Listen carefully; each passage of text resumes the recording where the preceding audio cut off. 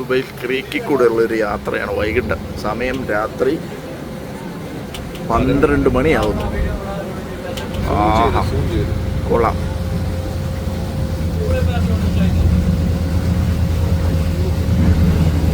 ഇരുവശത്തും മനോഹരമായ ലൈറ്റുകളാൽ അലങ്കൃതമായ ബിൽഡിങ്ങുകളാണ്.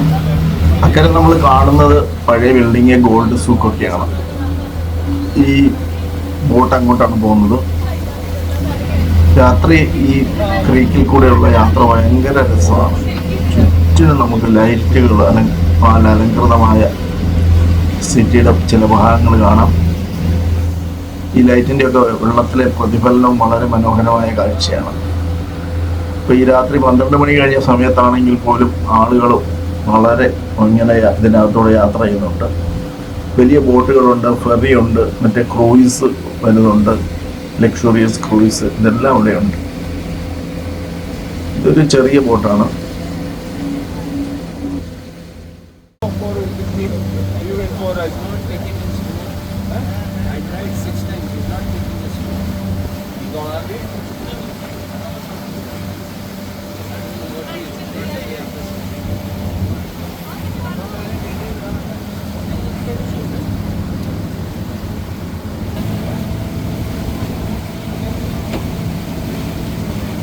ഇതാണ് ഇവിടുത്തെ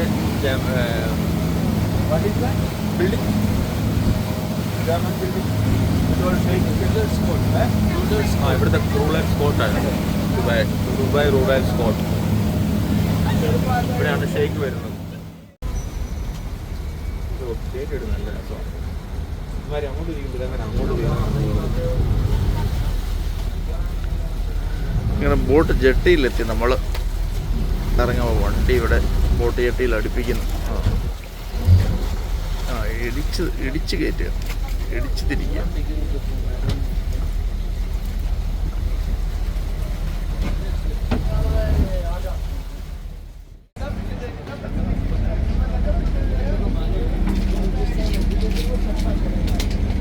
ഇവിടെ 1600 പണം ഒരു പിടിയുണ്ട്.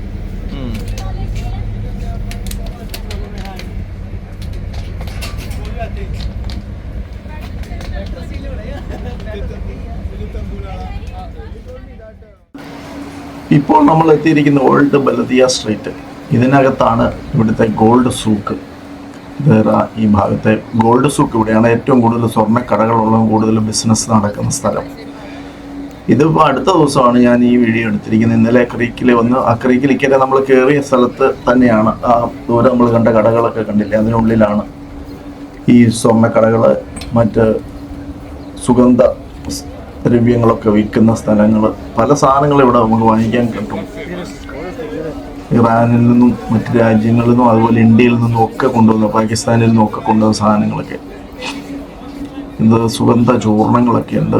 പിന്നെ മസാലകൾ പലതരത്തിലുള്ളത് ഇവിടെ വാങ്ങിക്കാൻ കിട്ടുന്നുണ്ട്. ഇതൊരു നീണ്ട തെരുവാണ്. ഒത്തിരി കടകൾ ഇരുവശത്തുമുള്ള, വാങ്ങിക്കാൻ ഇഷ്ടംപോലെ സാധനങ്ങളുമുണ്ട്. ഓരോ വിദേശിയെയും അല്ലെ ഓരോ ടൂറിസ്റ്റിനെ നോക്കിയാണ് ഇവിടുത്തെ ഓരോ കച്ചവടക്കാരനായിരിക്കുന്നത്.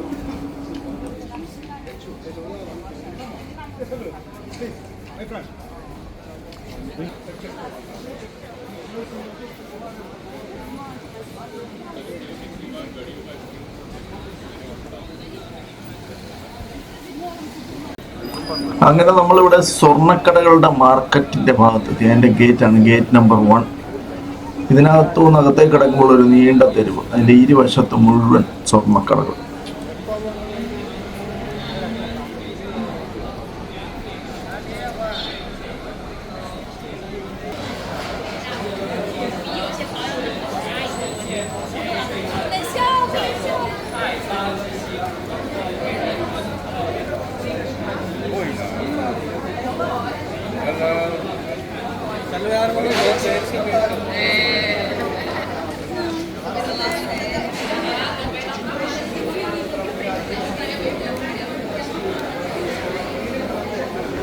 ഇരുവശത്തുമുള്ള കടകളുടെ നടുക്കൂടുള്ള വഴിക്ക് മേൽക്കൂര ഇട്ടിട്ടുണ്ട്. വെയിൽ കൊള്ളാതെ എല്ലാവർക്കും നടക്കാം. ഇരുവശത്തുമുള്ള കടകൾ കാണാം. അതിനകത്ത് വേണമെങ്കിൽ പോയി സാധനങ്ങൾ വാങ്ങാം.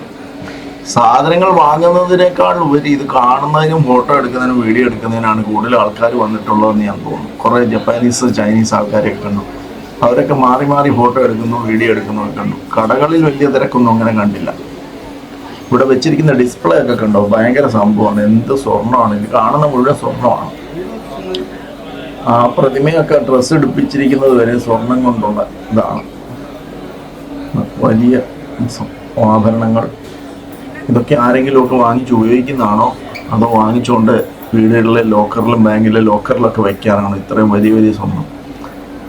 മഞ്ഞ പട്ടുടിപ്പിച്ചതുപോലെയാണ് സ്വർണം. കണ്ടോ, ഇത് കണ്ടോ, ഇതൊന്നും ഒരു മഞ്ഞക്കുപ്പായ ഇടിപ്പിച്ചിരിക്കുന്നതല്ല, ഇതെല്ലാം സ്വർണം കൊണ്ടുണ്ടാക്കിയിരിക്കുന്ന.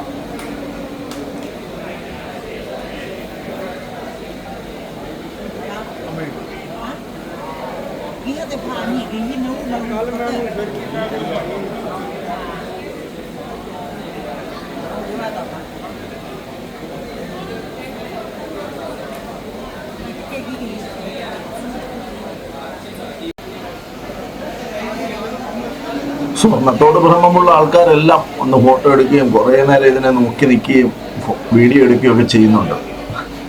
ഇതൊക്കെ എങ്ങനെ സ്വന്തമാക്കാമെന്ന് ചിലപ്പോൾ ആലോചിക്കുന്നുണ്ടാവും. നല്ല വിലയുള്ളതാണ്. ഏറ്റവും കൂടുതൽ സ്വർണത്തിൻ്റെ ബിസിനസ് നടക്കുന്നത് പല ഇടങ്ങളിലേക്കും പോകുന്നത് ഇവിടുന്ന് ദുബൈയിൽ നിന്നാണല്ലോ.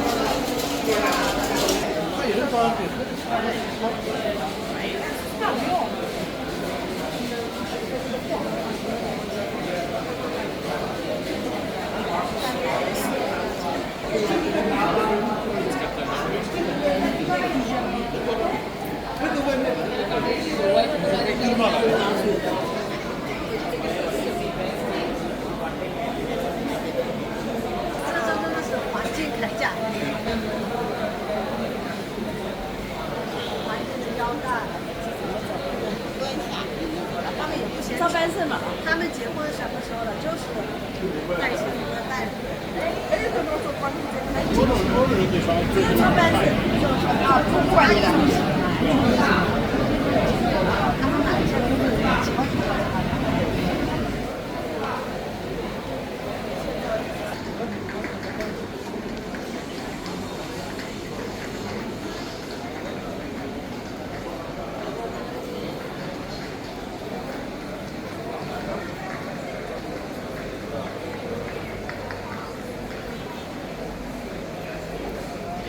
അപ്പൊ സ്വർണത്തോട് താല്പര്യമുള്ളവരൊക്കെ ഉണ്ടെങ്കിൽ ഇത് കാണുന്നുണ്ടെങ്കിൽ ഇത് കണ്ട് ആത്മസായുജ്യമടയുക. കാശുണ്ടെങ്കിൽ പോയി വാങ്ങാവുന്നതേ ഉള്ളൂ.